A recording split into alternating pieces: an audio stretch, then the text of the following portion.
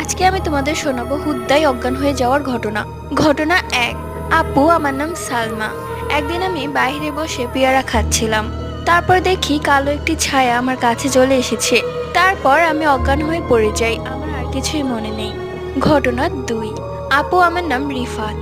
এটি একটি সত্য ঘটনা। ঘটনাটি ঘটেছে আমার সাথে। একদিন আমি রাত 2টার দিকে শ্মশান ঘাটে গিয়েছিলাম। তো আমি আপন মনে হাঁটছিলাম, হঠাৎ করে দেখি আমার সামনে সাদা একটি ভূত। তারপর আমার আর কিছুই মনে নেই, আমি অজ্ঞান হয়ে পড়ে যাই। ঘটনা 3। আপু, আমার নাম জুই। এটি একটি সত্য ঘটনা। সেই দিন ছিল গরমকাল, তাই আমি ছাদে গিয়েছিলাম বাতাস খাওয়ার জন্য। তখন বাজে রাত 3টা। হঠাৎ করে দেখি আমার সামনে সাদা কাপড় পরে কেউ বসে আছে। তারপর আমার আর কিছুই মনে নেই। সো আজকের এই হাড় হিম করা ভূতের গল্প তোমাদের কাছে কেমন লেগেছে অবশ্যই কমেন্ট করে জানিও, আর নেলারটি কেমন লেগেছে সেটাও কমেন্ট করে জানিও। Bye bye.